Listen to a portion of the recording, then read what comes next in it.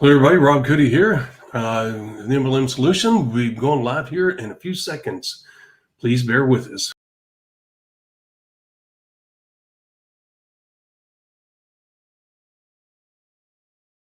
Welcome to the MLM Solution Podcast Show, where you'll learn the facts and hear the truth about the network marketing industry. Here's your host, Rob Cuddy.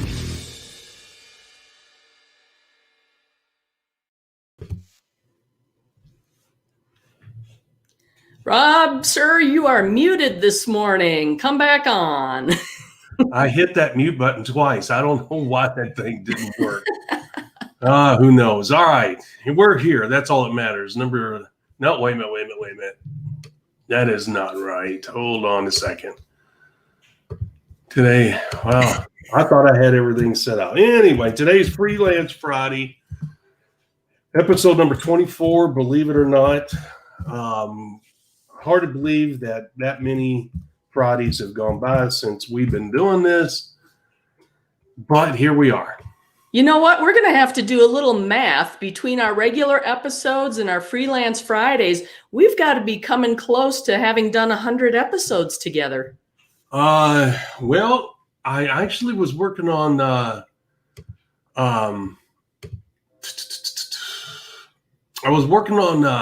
I'm sorry, my mind just went blank, on SoundCloud and looking at all that, and we are actually close to 80. So we got a few more episodes to go, 3 more weeks, but you're right, we're coming up. Okay. Hey, I never said my math was good. So. Well, we just did episode 67 or 66, and we've done 24 of those. So that's 90, if my math is right. Yeah.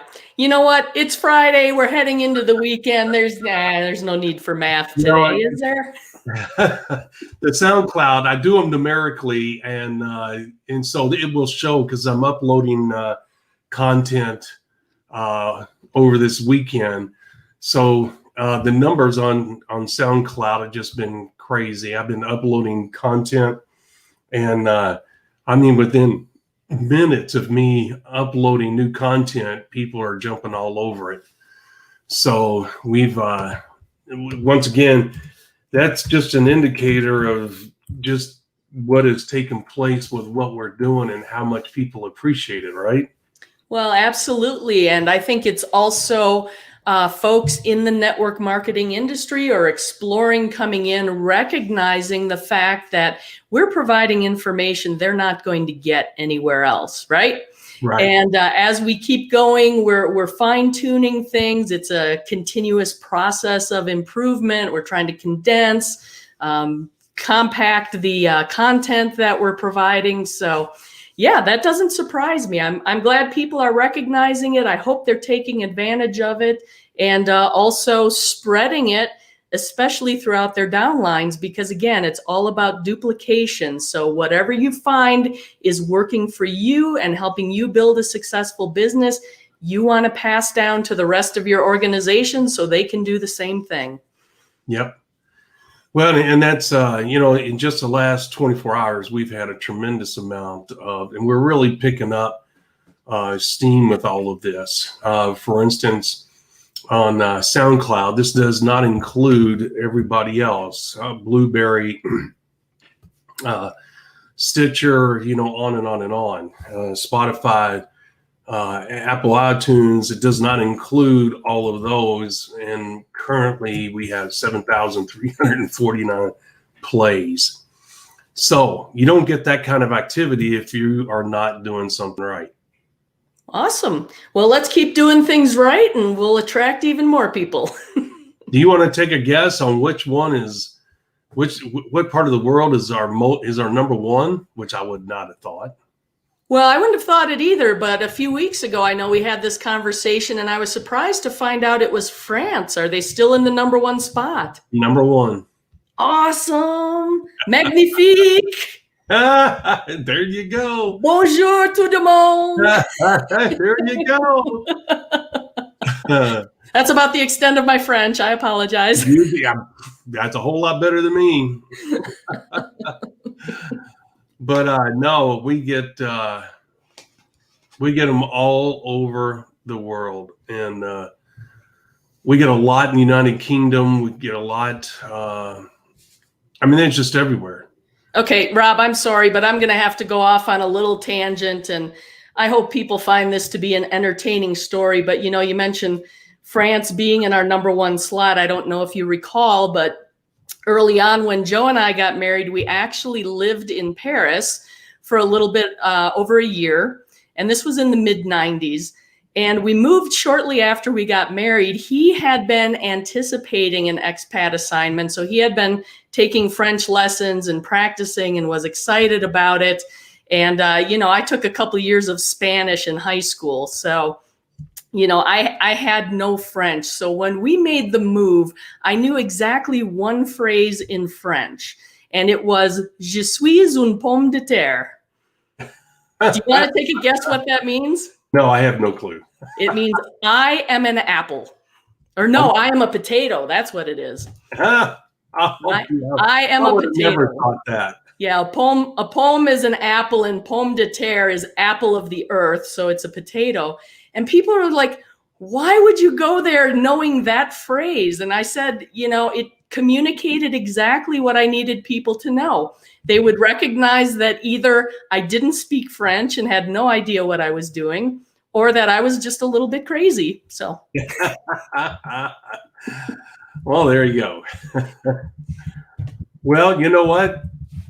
Those are great stories. That's what we like to hear, is personal stories like that. People travel the world and they have wonderful stories to share, and I love hearing them. So I do remember vaguely you mentioning that you were in France. I do remember that now. Mm-hmm.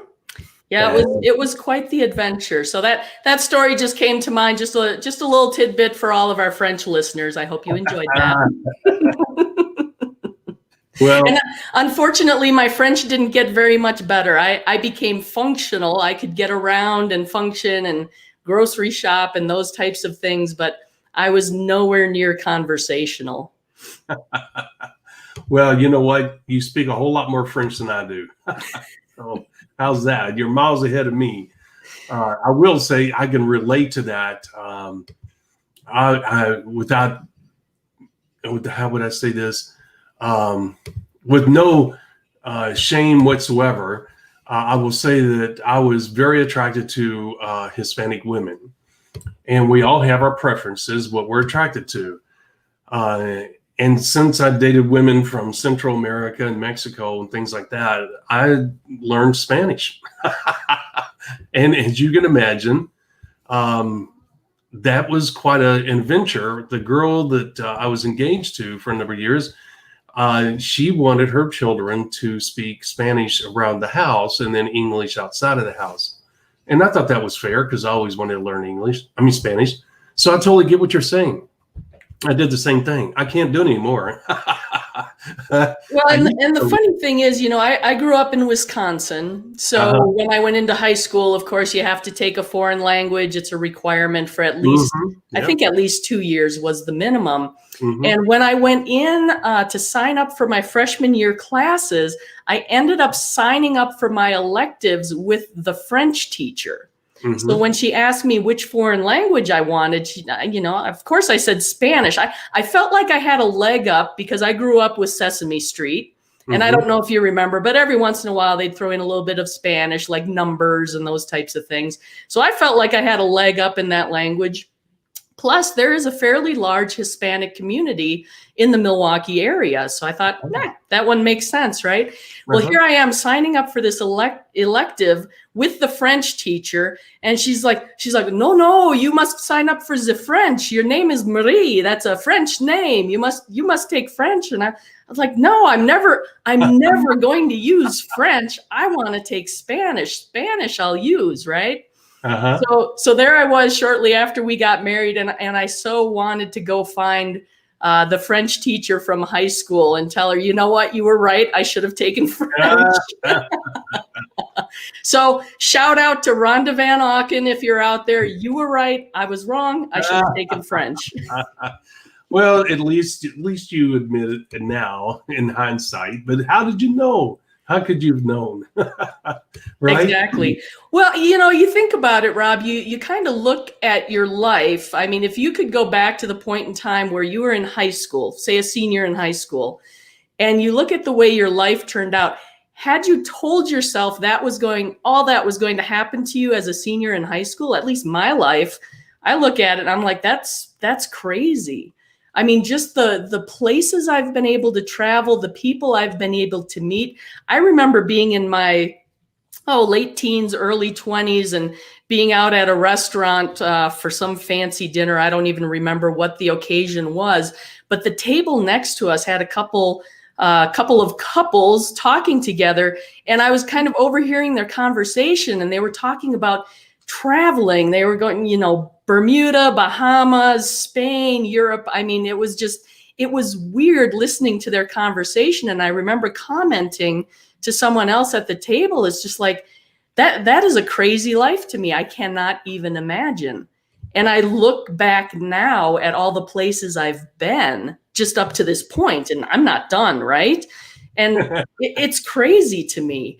But that's one of the things, the network marketing industry that we've worked in to build wealth, to create income, it allows for that. It provides so many options. And travel isn't everybody's bag. Like I'm a little bit of a homebody. I don't travel like most people. Most people like to travel to see things, experience new cultures, that type of thing. Yeah. I like to travel to visit my friends. So if I have somebody that lives somewhere interesting, that's like a bonus to me.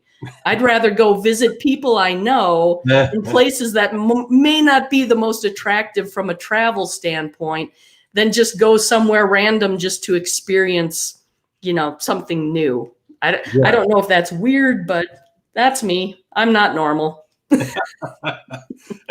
In today's world, I'm not sure anybody's normal, so don't go out of place. I'm not sure how we define normal anymore. I know, that's what I'm saying. You're just like, okay. Well, it's, you and I have been around a while, so obviously we know we can have these conversations because we know what other people would encounter if they go to these other countries, and the wonderful experiences you can have, the people that you can meet, how it enriches your life. And so you and I can speak with a little bit of authority here because you and I have been fortunate enough, God willing, it'll continue, as you said, that we've been able to travel quite a few places. And that really, if I was to look back over my life, that's one of the greatest joys that I've had. Because I enjoy the whole experience. I enjoy the traveling. I don't mind the flights. I don't mind the rental cars. There's something about the whole process that just lights me up. And I'm just like a little kid in a candy store. I'm just like, And anytime I go someplace, I always get in a rental car and I go out. Of course, nowadays I make sure it's a safe part of town. But I always get out in the local community. I don't just sit in my hotel room.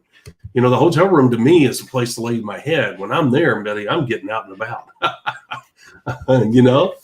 Oh, absolutely. You want to experience it because it's always different. It's interesting to me. People will go places on vacation and they'll fall in love with it. And it's like they all of a sudden start making plans. That's where they're going to retire. They're going to move there. And it's like, okay, you got to be a little bit careful because it was a vacation experience, right? So you're in a different mindset. You're having not necessarily a day-to-day type of experience while you're on vacation. And it's very limited exposure. So it's quite different. I mean, I remember, when we got married, we actually honeymooned in Jamaica. Mm-hmm. And for folks that have been there, Jamaica is a beautiful place to visit. And obviously, I think they're very dependent on a tourist economy. So I kind of wonder how they're doing nowadays. But there is a stark contrast between where the tourists are and where the people actually live. Yeah. I can vouch for that. I've been down that same road in different countries, not in that country particular. But yes, I can relate to that. Boy, you did not venture off the road. If you did, you were asking for trouble, to be honest with you. Yeah, it was an interesting experience. And part of it, part of the reason we got to experience that was because we picked a resort that was a little bit more remote. Mm-hmm. So the airport that you fly into in Jamaica, it was actually a 3-hour bus ride to the resort that we were at. And, the countryside we went through was beautiful, but the small towns and just the, abject poverty that people live in there was incredible. And that's not to say, Jamaica is not a huge country. So when you think, 3 hours, if you're thinking from an American mindset, it's like, well, 60 miles an hour, 3 hours, you traveled 180 miles. It's like, well, no, keep in mind their roads are narrow, not well paved. You're going slow. I remember, I don't really get car sick, but man, I remember after that ride getting off at the resort, I was just like, I was a little green around the gills because it was a rough ride. That's too funny. I've had those moments. I remember we went on a boat. We went out to Catalina Island in California. And I can relate to that. Man, I got seasick. And I was like, are you freaking kidding me? I had never been seasick in my life. And I didn't know what that meant. I've been on boats before, believe me. But I had never been. Matter of fact, I spent a lot of time on boats in the military as well as in civilian life. And never did I get seasick. But my gosh, Marie, we got out there. And it can be up to an hour boat ride from LA to Catalina based on the weather and the waves. Well, unfortunately, this day we had strong winds and big waves. That was not a good combination. I was never so glad to see the port in my life. No doubt. That turned into a little bit of an adventure for you, huh? Well, I can remember another adventure, which there's a reason why I don't fly. Okay, being in the Air Force and being around planes, working on planes for part of my career, there's a reason why I don't fly. Okay, let's just say that. And that being said, I remember when I flew to Iceland. It was one of my assignments, and we went in and landed in Iceland. And anybody that's been to Iceland understands how high the snow is there. And so when we landed, and I always take an aisle seat and I always take the seat where, I have to open the emergency door, because I've always been strong enough that I knew that I would stay focused during an emergency. I would not lose my cool. I would get that door open so all of us could get out. And, so I always made sure I was sitting at that window, and when we landed, it was snowing like crazy. And so the pilot was doing an instrument landing, and as we were going down, you could not tell where the sky ended and the ground started. And so when we hit that runway, it's ice covered. There's no kidding, because it comes down so fast. It's not like they don't clear it out. And the reason you couldn't tell is because the snow was piled so high, it was higher than the plane. So when you looked out the window, not only did you have this mini blizzard going on, all you saw was a white wall. So your senses were totally out of whack. And you didn't know. And all of a sudden you felt the plane hit the ground or the runway, and then we started sliding sideways.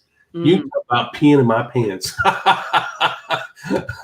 People's eyes were as big as balloons, as you can imagine, and everybody was holding on to their seats because we knew, oh crap, this could go bad really quick.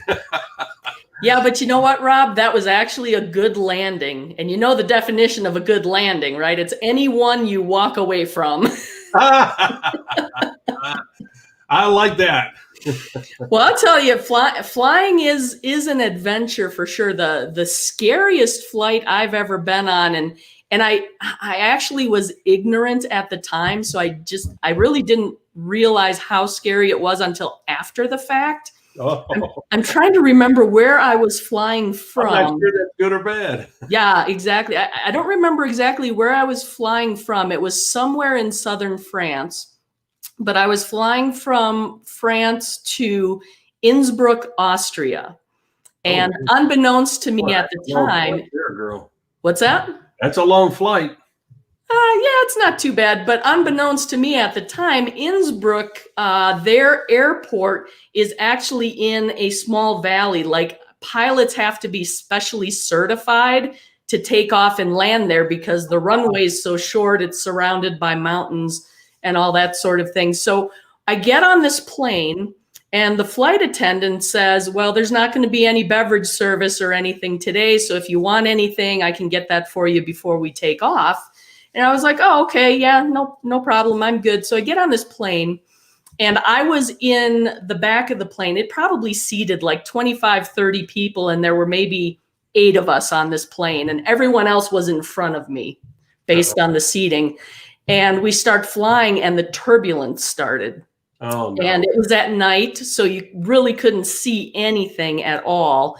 And it was the most turbulent flight I've ever been on. It was kind of like riding a roller coaster. Do you know how you kind of sit in your airplane seat and you have your arms on the armrests and all of a sudden the turbulence hits and you hit this pocket and the plane just drops. And at one point it was almost like a roller coaster. The plane dropped to such a degree that my arms just naturally went like over my head. It was crazy. So that does not sound like fun.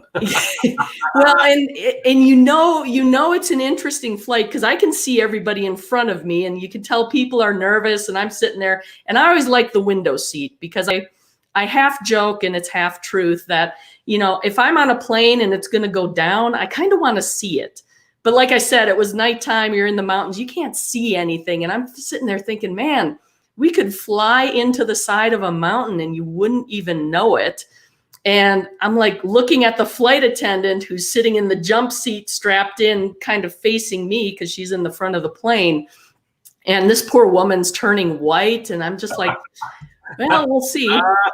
So we finally land. And as I'm getting off the plane, I said to the flight attendant, I was like, I don't understand why there wasn't a beverage service on this flight. But I got off the plane and walked out of the airport, and no lie, there were like 50-mile-per-hour wind gusts. Like I walked outside from the airport 2 steps and I almost got blown down the street. It was so windy. And It was at that point I was like, holy cow, how did they even manage to land that plane?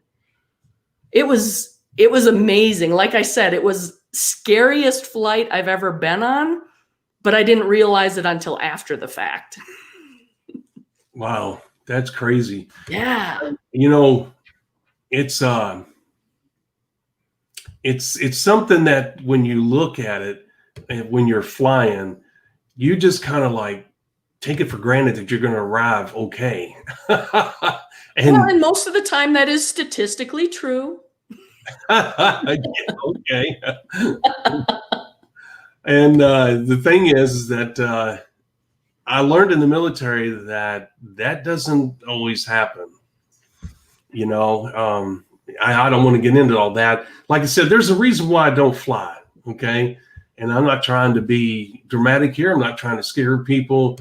When you work on the planes the way I do or did, and you understand how they operate and where the stress points are and what causes that stress and where most of the accidents happen. And you realize that, see, in the military, the safety is number one, period. So those planes are on different schedules.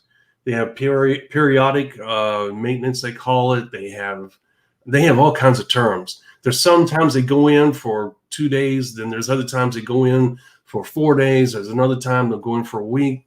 And each one of those inspection / maintenance periods are addressing a certain part of the plane. And then we have the big ones, which addresses the whole airframe. So, then that's when everybody from like avionics and sheet metal and on and on and on, all these different specialties go out and attack this plane when it's in this major maintenance mode. And then the highest maintenance mode is what they call depot. And when a plane goes into depot, they'll sometimes, based on the plane, they'll reskin it. They'll redo the frame parts of it to extend the life of the aircraft. Like the B-52 was built in the 50s. Well, it's not like it's the same plane that rolled off the assembly line. That thing's been overhauled and modified and updated and maintained over that, what is it now, 70 years. It's hard to believe that thing is that old. And some of those airframes have 30, 40, 50,000 air miles on them, and probably more. And but the thing is that the reason those planes are able to last that long is because the military's, I can only speak for the Air Force. I'm sure the Navy and Marines are the same way. They have aircraft too. I'm sure that, the Air Force is just fanatical about sticking with those schedules, and boy, you better not screw up. When a plane goes down, everybody's like, oh shit, because you have to sign. And, yes, I did this. Yes, I followed the technical orders. Yes, I did it correctly. When you sign that, you could be prosecuted for not doing it correctly, especially if a plane goes down or if it catches on fire and the inspectors go out there and find out that you did not do something right, even if you signed it off. So the thing is that when you learn how planes operate and where the problems are, I remember one flight I was on and sitting at the wing window, and underneath my foot, where the wings come in and they're mounted in different ways based on the aircraft. But most people don't know the wings are made to move. Mm-hmm. They can't be stiff because they'll break off. And when they move, they flex, and they flex with the airframe and everything else. And all that stress is transferred. It can't be centralized because it'll cause cracks. And so all that metal that they put in there, there's all kinds of different metals, and all those different metals have different stress points, and they're all in there for different reasons. Okay. And that's the reason how they determine what metal you need to be used here. And because they know the tensile strength, they know the stress points, they know the elasticity of that metal and everything. And they can calculate the movement. Over the years, they've learned all this.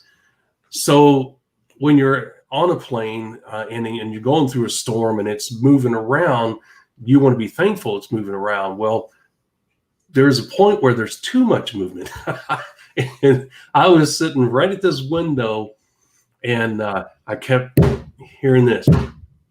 And right underneath my feet, thump, thump. And what it was, the wings have this big bar, probably 8-inch in diameter bar, that runs into the airframe. And if it's not mounted right, and if it's too loose, it'll flex more than it's supposed to. And that thing was beaten on the bottom, and I was like this the whole time. While we were flying, I thought, oh shit, this wing's gonna fall off. That was the most stressful flight I'd ever been on. And so I waited until I was the last person off. The crew stands there, thanking you for, and I stopped when the pilot was there, and I said, look, I'm in the military. I work on aircraft. I know how they're made. I know the stress points. I said, I was sitting at that window seat.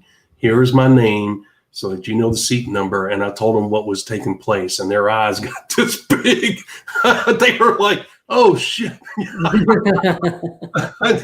I'm sure they did not fly that plane. I'm sure that plane. But I told them, I said, I was stressed out the whole time. I thought for sure that wing was going to come off. I said it was beaten on the bottom of my shoes, and they were about to freak out. I'm pretty sure that plane went right into maintenance. And that's one of many stories. And unfortunately, I have been there when planes have crashed and people have lost their lives. I mean, literally right there when it happened. So, when you have all that going on, You have a different perspective on flying, as you can imagine, and it's not a good one. Absolutely.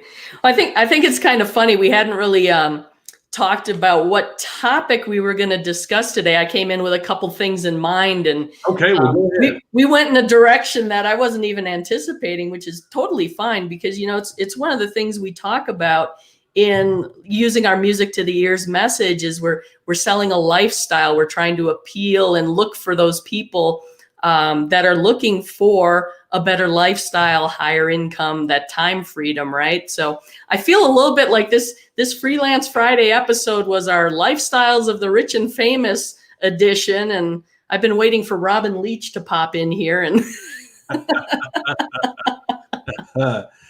well, I'll tell you, I told you the other day that I had a subject, and I forgot what that subject was. I was just banging my head on the wall.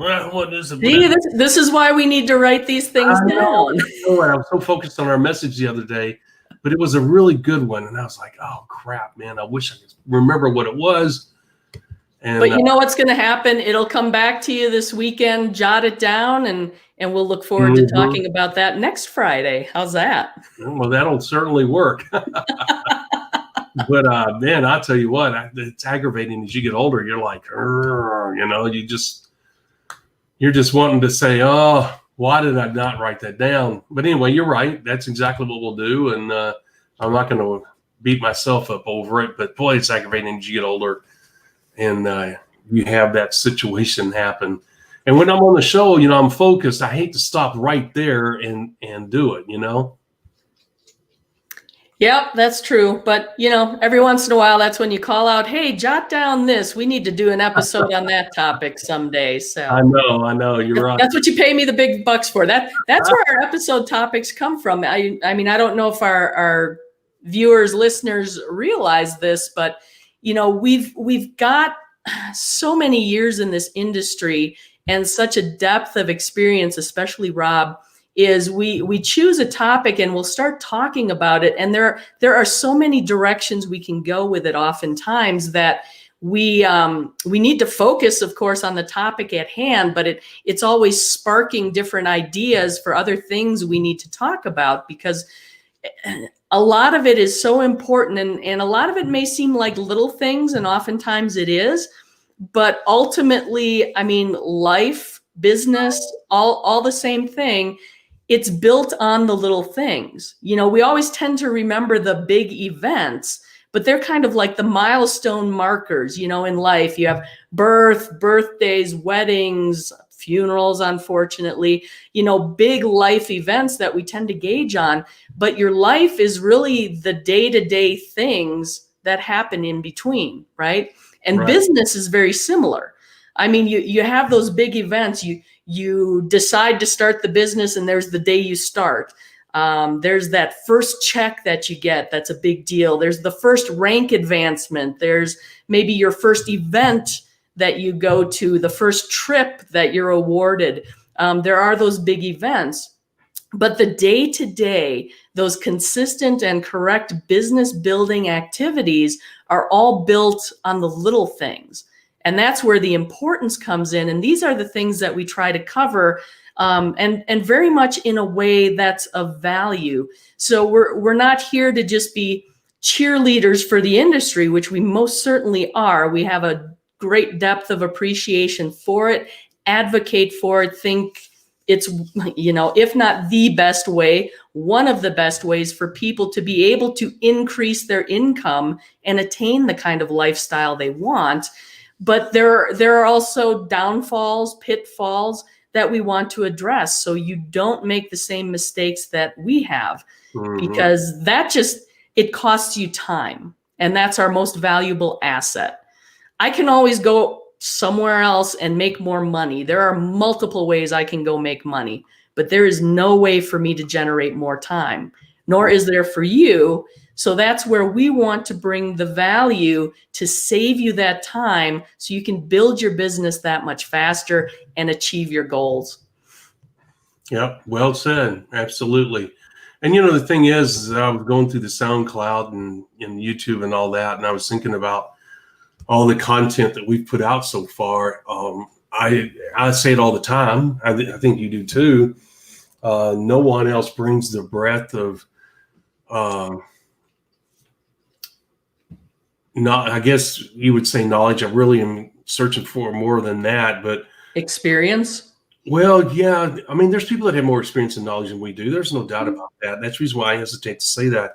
But what I'm saying is that when you look at the product that we're creating, you look at the shows that we're creating, there's no one else out there that has that wide of product range, I guess is the best way I'm putting it. And what I'm saying is we have the audios on SoundCloud, or the podcast on SoundCloud. We have the YouTube channel. We're going to be having the lead site here in the near future. We have the members area. We have all those documents, you know, all those ebooks.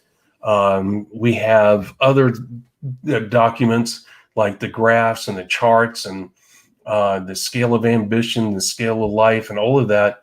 No one else has. You know, we have an intricate business building system that is not complex, is easy to do. We have all the instruction to go with it. And I can't imagine anybody that's even close with the business building system. And I cannot imagine anybody looking anywhere else. And this sounds a little selfish, but it's not. The thing is that Marie and I know how basically other people are building a business. And it's amazing how difficult the things they promote for their new people to do. It's amazing how difficult and hard and complex at times they make the business building process. It's amazing that people have a chance at all to succeed. And, you know,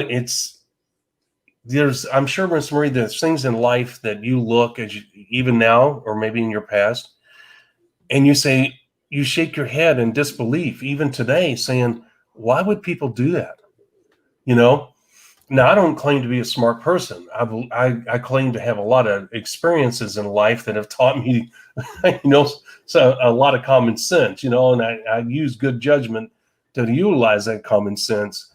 As far as book smart, I think I'm average, maybe a little above average. I do have 2 degrees, and one of them is very complex and technical, but that doesn't mean anything. That was just where my talents lied, okay? And so that came kind of natural to me. This is not about I have more than you. What it is that life has taught me as I go along to use my common sense to make good decisions. And there's times when things are very obvious. Do not stick your finger on a hot stove. That's common sense. That's obvious. And if you do it one time, that reality will reinforce your common sense. Do not do that, right? Even if you didn't listen to your parents when they told you not to stick your finger on that hot stove. Well, it's the same thing that Marie and I have about the things people promote for their new partners to do in order to, quote unquote, build this business. We sit back and shake our head like, how in the hell can you endorse that? How can you even tell people to do that? You know it doesn't work, and yet you continue to spit out the same bull crap that you spit out 10 years ago. No one. And that's the reason why, Miss Marie, the success rate in network marketing is so horrible. I think you'll never beat the 97.3. You can make it 95.5. And I think that's what you and I are doing, is that we're trying to, I won't say we're trying, the people themselves do it. What we're doing is focusing in on the 3%ers. And the 3%ers are people that have the right mindset, the willingness to work, they're willing to go through the brick walls, et cetera, et cetera. We don't benefit, obviously, from that unless they buy our products. But the bottom line is we're sharing our knowledge so that those people, the 3%ers, can be empowered. The 97%ers are going to be the people that quit, the people that say it's a scam, the people that do it halfway, things like that, okay? We're not knocking 97%ers. That's not what we're saying. That's what makes up the 97%. You can look back over the 60 years of this industry, and you can see that the 97%ers include all of those categories. But the thing is that the 3%ers can become the 5%ers. And you say, why? How is that possible? Because if they're using our system, the 5 simple steps, and they apply their talents and their commitment and their effort and everything behind the 5 simple steps, that will empower more people to have a realistic chance. Okay, no one can guarantee you success in this business, not even Marie and I. Are there certain steps you can take? Yes. Are they proven? Yes. That's the reason why we endorse them. It's the reason why we preach on them. It's the reason why we encourage you to use them. If you're going to do this business model, why not give yourself every chance possible to succeed? Okay. Why go against the odds, right, Miss Marie? Exactly. Right. And so if we don't move the needle from 3% to 5%, what we bring to the table is easier than what people are telling individuals right now to do to be successful, which just makes Marie and I just shake our heads and like, good luck, good luck. And yes, you can be successful. We're not saying that, but the chances of you achieving any measurable success long-term is going to be very, very difficult. And why not make things easier instead of harder on yourself, right? Exactly. And a big motivation for me is, yes, the industry as a whole, we'd like to move that needle a little bit, but it's what we can provide for each individual who chooses to incorporate a lot of the tools that we advocate, right? They may have had a success level of, they can earn, maybe $1,500 a year, knowing nothing about what we're sharing. And maybe 1 or 2 of the tools we provide helps them move the needle on their income, a percentage that's significant for them. Does it put them into that, 3 to 5% category? Maybe not, but it's made an impact on their income, their family, their earning potential, their wealth building strategies. And that's one of the things to me that I think there's such a larger percentage of people that we're actually helping. Right. I agree wholeheartedly. Guys, we're not trying to change the 97%. That's for sure. Okay. I mean, you guys are the ones that determine whether you're a 3 or 97. What we do is empower those who are 3%ers. That's what we're doing. And if the needle moves more towards 5%, then you know what? We'll be tickled pink, because that'll be a feather in our cap. And that's not why we're doing this, but we'll take it. We'll be proud of it, because I know when Miss Marie was evaluating whether she wanted to do this or not, she wanted to know what it was we were going to be preaching. What were we going to bring to the table? She didn't want to put her name to something that was going to be half-ass or false or misleading or fake or not effective. She had to say, hey, you know what is it that we're teaching people? What is it we're endorsing here? And is it viable? Is it realistic? Can people actually use this to move ahead? And everything we do, as you guys know, I'm big on charts, and I have a horizontal chart that I learned from Frank Kern, to be honest with you. I don't know why I didn't think of it myself, but can't think of everything, right? But I learned it from Frank Kern, big Frank Kern fan. But the thing is that a horizontal graph with, on the left side, the letter A, and on the right side, letter B. And what that is a graph of where you are now, point A, to where you want to be, point B. Now, to me, that is awesome. I mean, that is exactly how you can measure your progress and everything else and lay out a game plan. And guess what? The charts that I made, the 90-day graphs that I made, that I updated, I had some myself years ago, but they weren't like this. And I updated them. Use that format, Miss Marie, and in there is the 5 simple steps between point A, where you're starting today, even if you have a business, where you want to go. Okay, the lifestyle, the income, whatever. And Miss Marie, if I don't know if I have the graph or not, but I'll show it real quick. And I know we need to close out this show.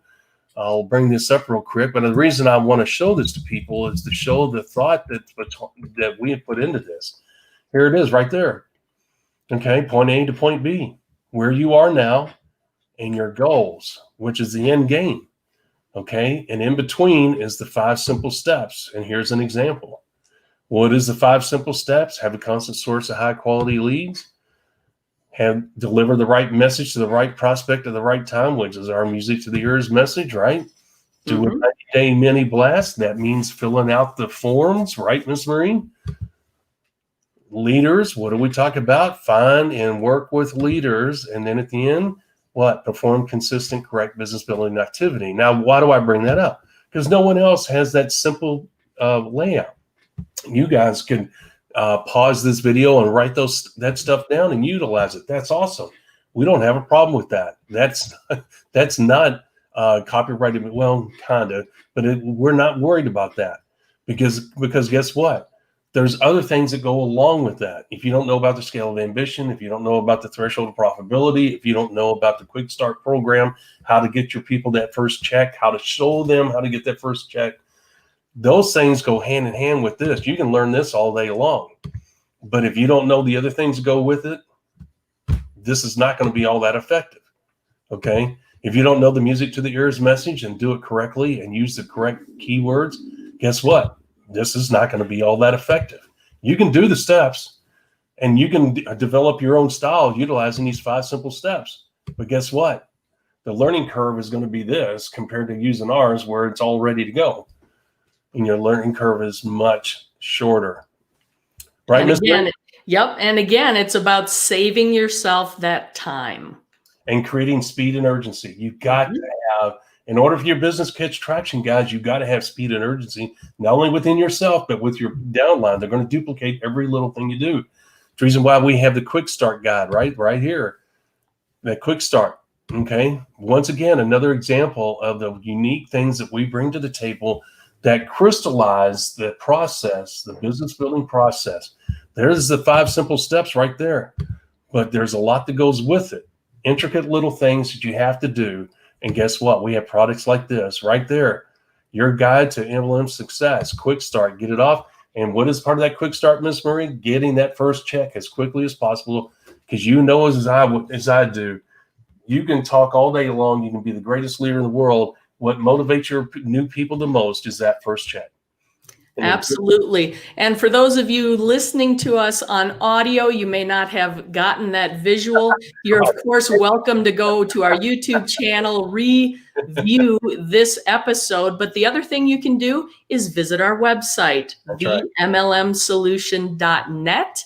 That's themlmsolution.net. Tremendous amount of material out there for you. Quite a bit of it even free to download. So I recommend you go do that. And as always, if you appreciate the points we're making, you understand what's going on here, you like what you're hearing, give us a thumbs up. Or Rob's still looking for that dancing bear. Somebody's got to send this man a dancing bear.